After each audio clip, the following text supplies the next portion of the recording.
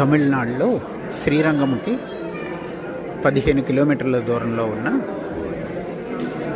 గుణశీల ప్రసన్న వెంకటేశ్వర దేవాలయం.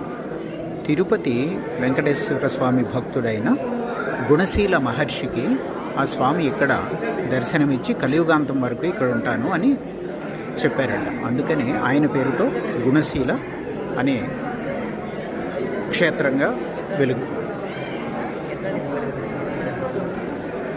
గుణశీల అనే క్షేత్రంగా ఇది పిలువబడుతుంది. అది ఒక కారణం. రెండోది, గుణ అంటే నివారణ అనే అర్థం ఉందంట. శీల అంటే ప్రదేశం, నివారించే ప్రదేశం అని కూడా ఈ క్షేత్రానికి పేరు. అంటే ఇక్కడ మానసిక రోగులు 48 రోజుల పాటు ఉండి మిట్ట మధ్యాహ్నం ఒకసారి, అర్ధరాత్రి ఒకసారి వాళ్ళ మీద ఈ స్వామికి అభిషేకం చేసిన పవిత్ర జలాలను చల్లుతారట. అది 48 రోజుల పాటు ఆ విధంగా పూజలు చేసుకునే వాడికి మానసిక రోగాల నుంచి విముక్తి లభిస్తుంది అనేది ఇక్కడ విశ్వాసం.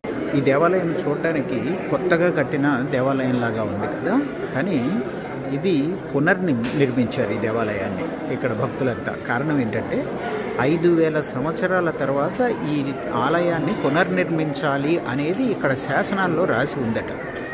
5000 సంవత్సరాల తర్వాత పునర్నిర్మించాలి అనేది శాసనాల్లో ఉంది కాబట్టి ఆ శాసనాల ప్రకారం దీన్ని పునర్నిర్మించారు.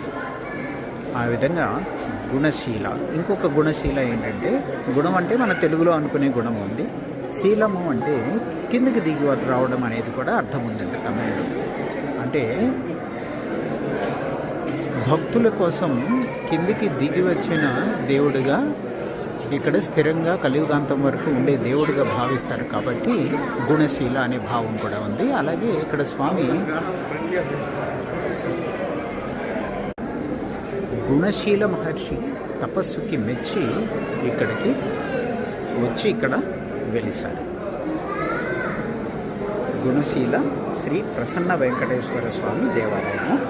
ఇక్కడ గవర్నమెంట్ లైసెన్స్డ్ మానసిక రోగ కేంద్రం కూడా ఉంది.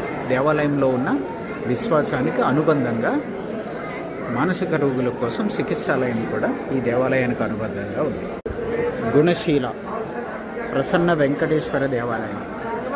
తిరుపతిలో మొక్కులు తీర్చుకోవడానికి వెళ్ళలేని వాళ్ళు ఇక్కడ తీర్చుకుంటారు.